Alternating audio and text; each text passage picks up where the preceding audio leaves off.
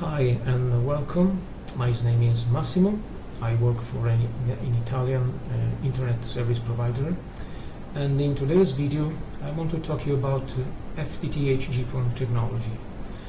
This presentation is an internal training course we take, and it addresses an audience as much as wider as possible. So yes, we will talk about the technical aspect of this technology, but in general, so not deep inside these aspects. And then we will talk also about the strategy for the deployment of this fiber infrastructure. So let's go immediately in the contents of the presentation.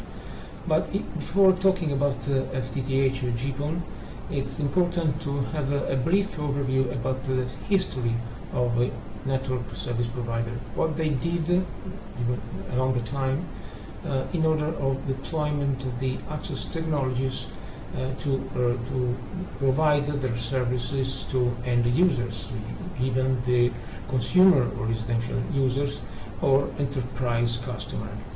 So in the first step, there has been a wide deployment of ADSL technologies, just developing the available base of copper lines. So the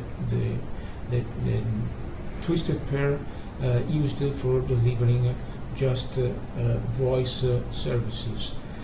In this case, the deployment was based from a central office, central unit, or proximity of the service provider toward the area of presence of the customers, and we have a copper whose length depends on the geography of the location.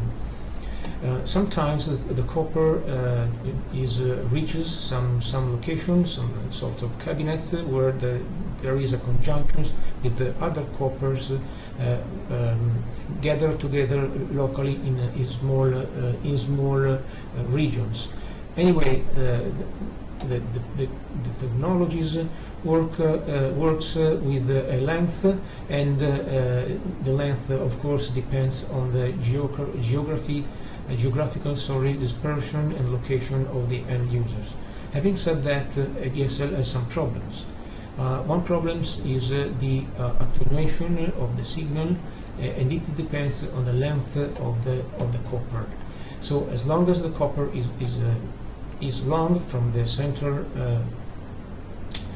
office up to the customer premises, unfortunately the signal reduces in power, and so you can load less bandwidth.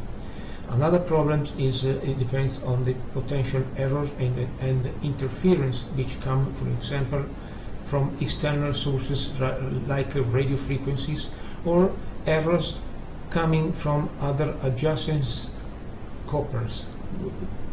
In technical terms, we call them crosstalk between other adjacent coppers.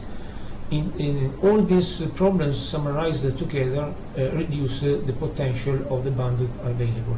Having said that, in condition of clearance, so no problems, the performance of a copper line rises up to 20 megabits of traffic in downstream and 1 megabit of traffic in upstream.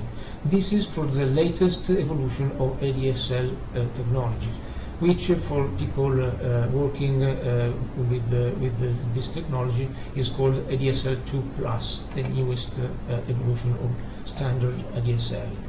Now, to solve these problems of limitation and of functioning, so operational problems, the next step of evolution provided by the companies and the vendors has been to deliver fiber from the central unit to up to an intermediate position, which could be the same cabinet we talked about in the previous picture. At this point, the active devices that in the first step was put in a central unit, was installed in the central unit to manage the services to the end users. now are installed in this intermediate cabinet. Now in the cabinet it happens the switch of the copper, and since the distance of the copper from this cabinet up to the customer premises is significantly reduced from the original ADSL connections, we have an advantage again in terms of potential available bandwidth. You can see here, for example, up to 200 megabits per second in downstream and 20 megabits per second in upstream. To give you an example, my line is a line of this kind, so I am in a hybrid connection, so called fiber to the cabinet, where the fiber reaches the cabinet where it is installed the active device which serves my apartment. And the distance of this copper from the cabinet is more or less between 400 or 500 meters. The performance of my connection does not reach this up of the scale performance, but it is a good 70 up to 80 megabit per second in downstream and 20 megabit upstream. With this speed I can do almost all the things I need, so working from home, seeing videos on my smart TV, and having all the terminal connected via Wi-Fi on my modem. So it is almost comparable to a broadband connection. Now let's go in the final evolution, which is fiber to the home, which means a total connection of fiber from the central office, central unit location of the service provider up to the customer premises. You can have, for example, even intermediate point of connection of the fiber, but the consistency of the connection is a pure fiber end-to-end. Next, we make a little bit some consideration in terms of operational aspect of this network evolution. Again, we take the picture of the first stage of the evolution, ADSL. We have some more data, so it was intended with distance up to 5 kilometers. Here we have a picture of the central office where this icon represents the active devices, okay, where you make the switch of the copper lines, and every copper line is connected to a single port of this active device. It does mean that you have to consider for purchasing this device to have enough ports in order to connect all the customer of the geographical location that you want to serve. And so you have here a definition of point-to-point network. It does mean that you have one port to serve one end customer. And here we have the bandwidth up to 20 megs that we were saying before. Now the intermediate step that we call fiber to the cabinet, you have the deployment of fiber from the central office up to a location where you have the cabinet. You connect the fiber to this network device, active device, and then you make the switching of the local coppers connected to the customer, and perform the same switching, one port, one customer. Okay, and here we have the optimal performance in terms of bandwidth with distances up to, for example, 500 meters. But again, it depends on the quality of the copper. If you don't have any interference around, or you don't have any problem of transmission. Last step is the evolution, and we can in this picture we have a brief anticipation of what is GPON technology. So it is based on full fiber.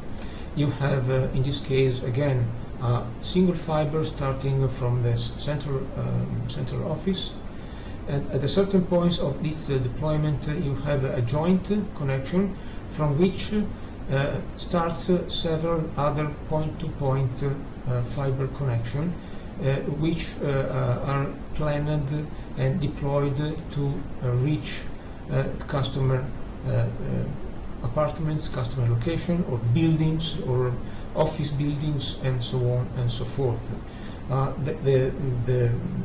The picture you see is similar to branches. So in technical, when you hear people talking about GPON branches, it is because you draw similarly a drawing like branches.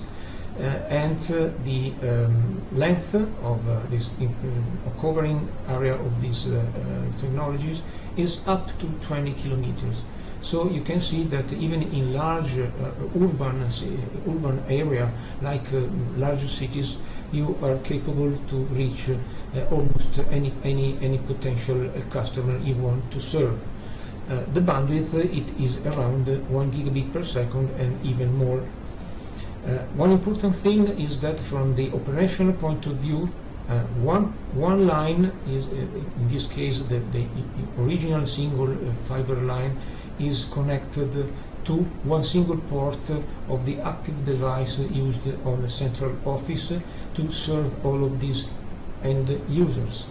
But since it is a point-to-multi-point connection, you have also an advantage in terms of cost, because even if it is a little bit complex to manage an infrastructure like this, on the other hand, one single port can offer many customers, so you have in terms of investment, which are very important for the provider, you have an important advantage. You reduce costs for both in terms of capital spending and also in terms of operational spending, operational activities. Okay, now let's start with the technologies, GPON technology. What does GPON stand for? It's an acronym, Gigabit Passive Optical Network. Now let's see the term passive, because in our presentation, in our training courses, many colleagues raised the question saying, why passive? Okay, to solve this question, let's see this very easy example. We have a point-to-point connection, very simple point-to-point connection between node 1 and node 2. These are two network devices, and they are connected via two optical interfaces. We assume that these interfaces are currently a speed of 1 gigabit per second, okay, and they work without any problem. Now the question I ask to you is if in this scenario the fiber connection works as a is passive or is active in this scenario. Let's wait for some seconds, and then the answer is that the fiber is passive in this scenario because it's simply a media, transmission media. So the real active part of the connection are the optical interfaces. The optical interfaces in node 1 and in node 2, they send the optical signal, yes, inside the fiber optic, but the fiber optic let the optical signal working inside her, okay? So we can make another kind of examples. We just compare the fiber connection to a highway, okay? In this highway, it is also media, transportation media, but the active part of this connection are the vehicles, the truck, the cars, and so on, working, okay, traveling on it. And again, the highway is a passive medium, okay. and then we can do many other examples of everyday life. Now let's make another assumptions. Assuming that we saturated this connection, and we said that both optical interfaces are at 1 gigabit per second. Now we want to expand the connection and purchase interfaces up to 10 gigabit per second.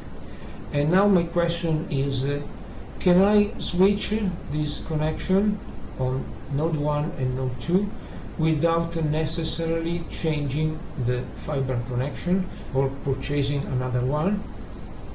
The answer is yes, because the fiber connection, the recent fiber deployed are of optimal quality, so they can virtually stay there forever. We just have to change the optical interfaces, the active optical interfaces on the nodes which are connected to the fibers, and nothing changes.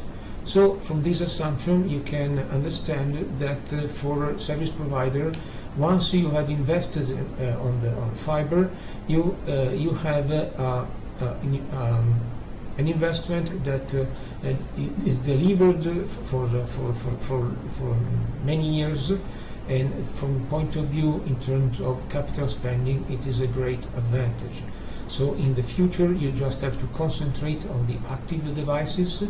You let them grow just changing the cards, the optical interfaces, or when it is outdated, okay, you purchase another kind of node with more powerful both interfaces and management software and other things related. This is to show what? That even if we have a very simple scenario like this, which is a simple point-to-point scenario, we can apply this model even on GPON technology, that now we are going to see. It is a little bit more complex in terms of architecture, but it works like it works the same in terms of investment. Okay, let's move on. Now we have the advantages of GPON technologies. Now we have a low cost of network infrastructure deployment. This is true now, because some years ago, when the technology was delivered on the market, yes, we had very high costs, both in terms of hardware and both in terms of network deployment.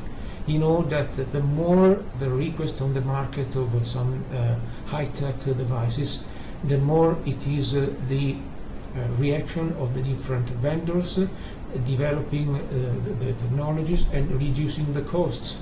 And so you have a dramatical reduction on the cost of the hardware. Then we have the deployment of the fiber. Yes, the fiber deployment was costly some years ago, even because there were not many agreements between service providers in going together in delivering the fiber after agreement in order to reduce their costs. And also there were not agreement to the local administration. That sometimes they also opposed themselves to the delivery of the fiber, and so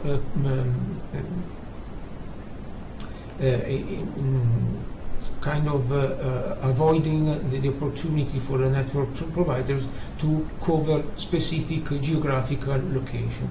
Now most of these problems have been solved, have been overcome. So in this case, both for deployment and also purchasing the hardware devices, the costs have dramatically reduced. For the second point, very high bandwidth. Yes, we have a potential bandwidth in downstream up to 2 gigabit per second, and in upstream we have the exactly half of this bandwidth, so up to 1.2 gigabit per second in upstream. Third point, higher distance coverage. This is because if we compare this to the limitation of the previous technology, so ADSL or the hybrid fiber to the cabinet, now as we said in the previous slide here, up to 20 kilometers is the distance covered by GPON. So we in any urban area we can cover most with a single GPON infrastructure. We can cover most reach most of the location that we want to serve. Last point, high efficiency bandwidth management. This is because, as we said before, it is a connection point to multi-point. So it is true that the fibers start from the active device with a single connection, but in the end it covers many customers. So you have also a little bit complex aspect of managing and offering many customers at the same time, but you also need to provide as much as bandwidth as possible to any of them. In this case, you have a protocol and an algorithm which allows you to use as much as possible and as efficient the bandwidth available. But we will see it later. And now we have the infrastructure finally. So my target for today is to let you understand the principal working of the technology. So let's see, you see in orange the deployment of the fiber. You have a single connection, to a port of an active device. Okay, then you have the deployment of the fiber, which depends from the project of the delivery in the specific location you have to serve. And then you have a connection to a device, which is a passive device called a splitter. Splitter means that you have a ratio 1:2, a number which is a power of 2, and we will see why later. So from this splitter, a series of fiber starts and reaches specific location or buildings. In the basement of the buildings, you have other splitter connected to the single branches of this infrastructure, so that you locally, from the basement of the building, you make other branches in order to reach any single, for example, either apartment or office in case of enterprise customer. And this is the representation of the fiber. In this case, of course, for the opportunity, in order not to be much confused, you see 1 to 8, but you only see 3 branches of this infrastructure representation. But as you assume that these are 8 branches, and the same happens here. So in the basement of the building, you have splitter 1 to 8. You imagine that there are 8 branches on each of this building. And so if we make a general calculation, you have 1 to 8 splitter, and then other 1 to 8 splitter for any building. And the total calculation is 8 multiplied by 8. So in this case, you have a total branch which serves up to 64 customers. Okay. Now let's see the active devices. We know that we have a similar device to the previous technologies. This is a full optical devices which is installed in a local exchange in central office, and in one port is dedicated to the specific branch, GPON Gen branch, and then you have to install analog devices on the customer premises, which is called ONU, Optical Network Unit, or ONT, Optical Network Termination. But the reason is the principle is the same. You can call it the modem, okay, modem connection, which finishes the GPON connection.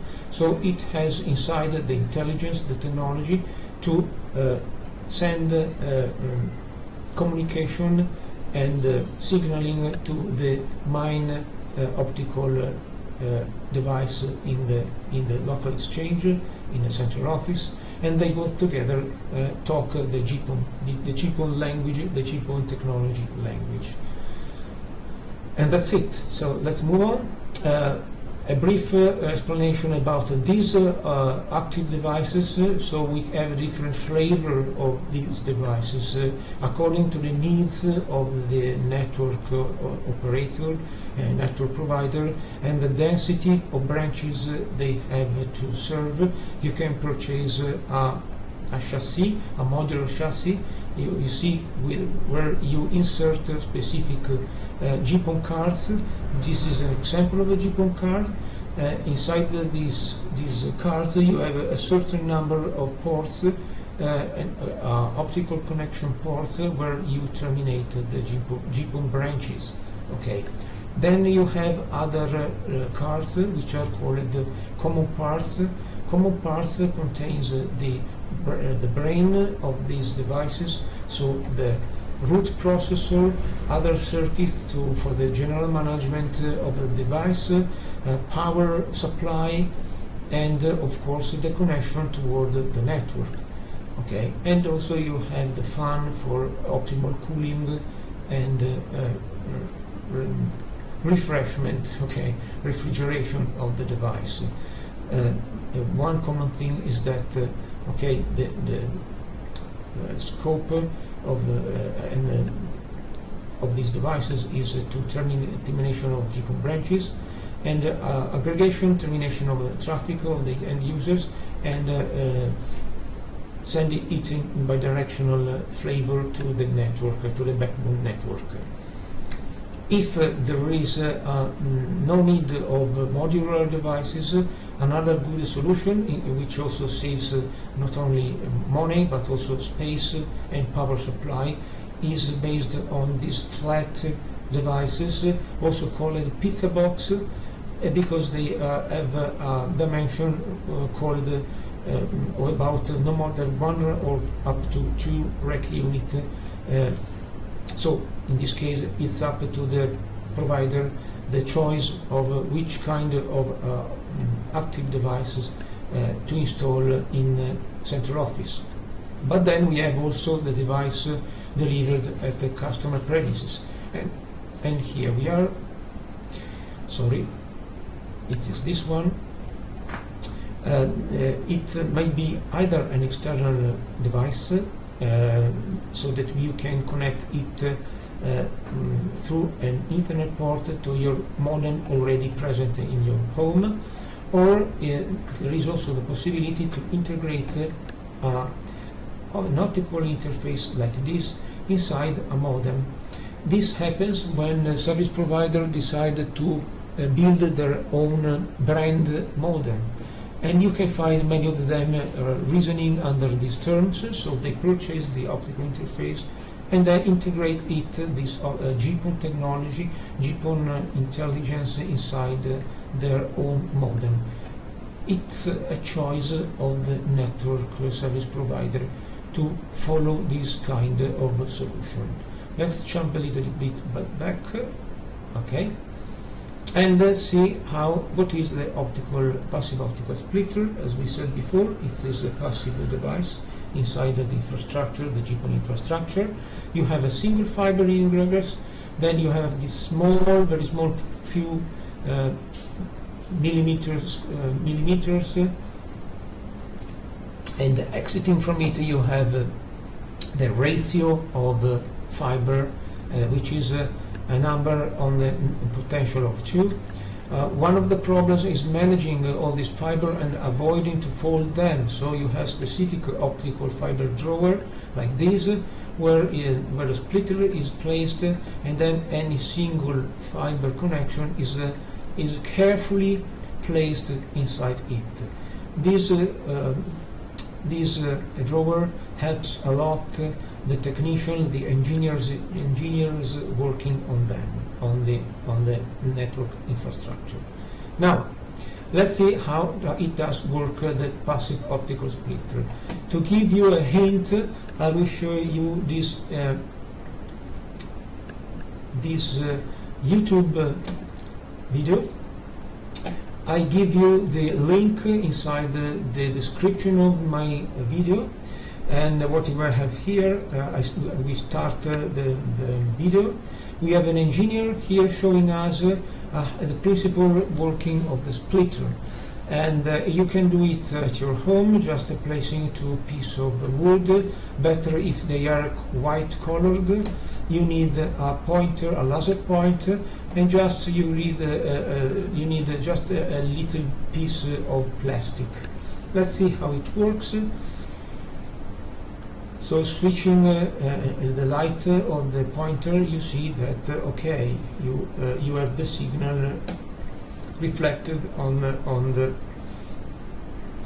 this wood, piece of wood. Then the engineer take this mirror and see what happens. So the light reaches the mirror, and then the reflection of the light makes this light hitting the mirror and then going toward this piece of white wood. Okay, let's move on. It sprays a little bit of compressed air to see how the okay, you can see that the source of the light reaches the mirror, and then it is reflected to this wall, this white wall. Okay, and that's it. Okay, as I said, I give you the link in the description so that you can see whatever times you want or you need to better understand the principle, but now we see it.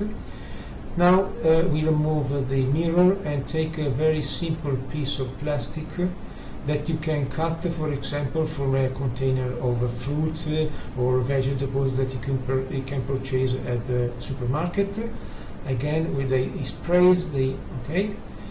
After spraying another little bit of compressed air, we have the signal, the optical signal from the light, from the laser light.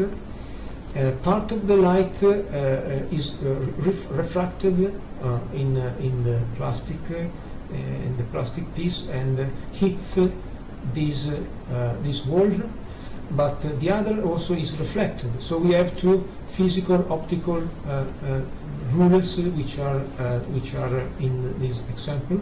One is refraction and the other is reflection. But as you can see, one single source of optical signal, and you get two outputs. Okay, one single, one output, and that's it. This is the prototype of a splitter. One input, two output. I hope it is clear to you.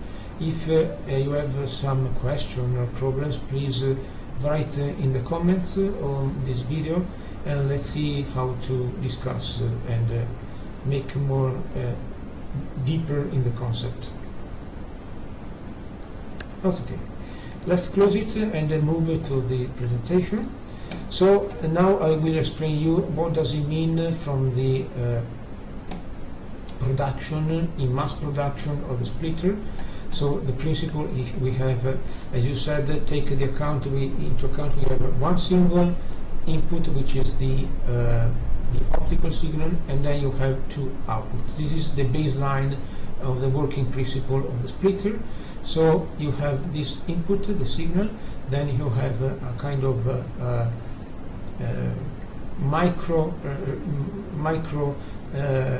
reduced in terms of space, a few millimeters, a concept similar to the ones we have seen in the video, like of the small plastic slice, but in technical terms we call them prisms. Okay. Then from these prisms we capture the optical light in outside. You can stop here and you have a single splitter 1 to 2. If you want to deliver and develop a splitter with a 1 ratio 1 to 4, yeah, you have to put this output as the input of other two little prisms or plastic slices, as you prefer, and you have other two outputs here and two outputs here. The total makes 4. Okay. And now comes the the statement we made before. So we have always a power of 2 in output of these passive splitter devices, because if you want to have 8 in terms of ratio, okay, you have these 4 lines as input, you purchase, you install 4 prisms, or as described before, and you get 8 as output.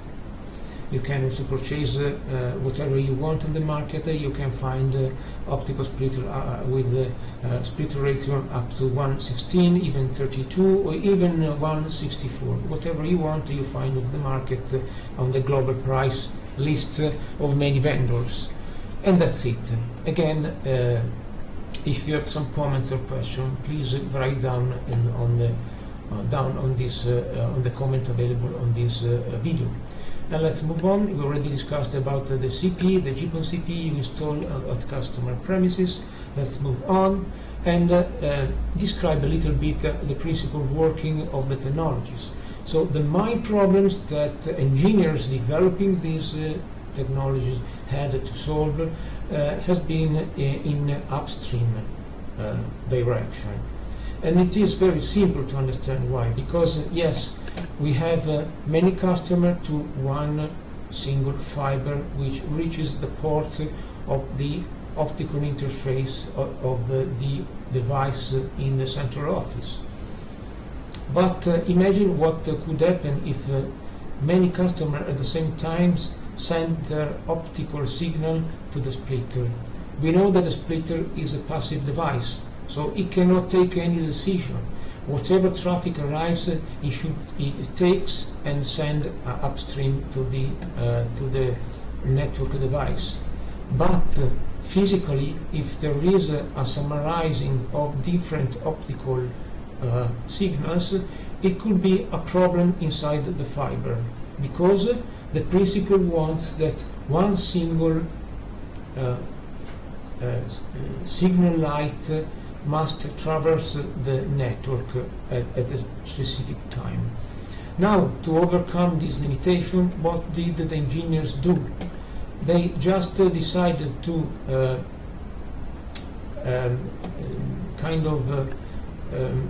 instruct the active devices in order to access the infrastructure at once. How does it work? It is very simple. The main devices in the central office talk to each end user GPON device, optical network unit. Let's start a kind of synchronization time, and this synchronization times is equal for everybody, like starting a chronometer. Okay, so they make a 0 time which is equal for everybody, and then the device define a time slot. This time slot we assume, for example, it is 1 second. Okay, this is a time 1 second. This second is divided by the numbers of users available and active on the branch. So if we assume that there are 32 customers, for example, then this time slot is subdivided by 32, and the chronometer table is shared by the central devices to the end user devices. So any customer and any optical network unit knows precisely which is his time to send the traffic. Now it is what the so-called static allocation of the time to access the media. But there could be an efficiency problem. So we now, as we said before, one of the advantages of the technology is efficiency. What is efficiency? It means that if there are some users which in a specific time where they have the right to access the branch, to access the media, maybe they have nothing to send, so they have no traffic to send. And this is a problem, because this is a useless time slot allocated to the user, and he does not need to use it. it will be useful, on the other hand, to allocate this time slot to other customers willing to use more and send more traffic. Now, how to apply this logic? Okay, it is applied by dynamic bandwidth allocation algorithm. Again, this algorithm is in charge of the main optical devices on the central office, which again talks a lot with any single optical network unit. Any single network unit talk to the network, to the central devices, claiming the amount of traffic they want to send. In this case, this traffic is calculated by the central office device, and this time it can apply and allocate precisely to the user needing more bandwidth for their traffic. And in this case, it is possible to use 100% of the potential bandwidth to all the customers needing to transmit it. So in this case, we demonstrate that the efficiency is kept as maximum as possible. Again, if you have some question, please comment below. Now we see the transmission on downstream, which we call brutal force. It means that any traffic coming from the network reaches the network device in the central office, and it just sends it through the single fiber connection. Then it reaches the splitter and the other splitter on cascade. And since we know that the splitter are passive devices, the splitter just replies the traffic to any customer. And in this point, you see this amount of traffic which belongs to this user 1, user 2, user 3. You have all this traffic replied and sent to the customer. But we have a limitation, we have a problem in this scenario, because any customer see also the traffic of adjacent customer present in the branch. This is not good for security purposes. So again, the engineers solved this limitation applying the IS encryption. What does it mean? It means that any customer plays with the network device inside the central office. They calculate the specific keys to protect the data, okay, so data encryption. And of course, each customer has knowledge of its own dedicated encryption key, okay? And only the network device in the central office has knowledge of all the keys of the different customers. When the traffic is delivered, any customer can translate and decode only the traffic belonging to him, because he has no knowledge about the decryption key of the other customer. And in this case, so we have solved the problems of security. And that's it. So now we have also finished the principal working of the downstream traffic as the upstream. And let's move on. Just a little brief description about the fiber deployment, because you have also to solve some problems. In this case, we have when we cannot do open digging in specific locations, such as in cities or center of the cities, where it's not possible to cause damage on the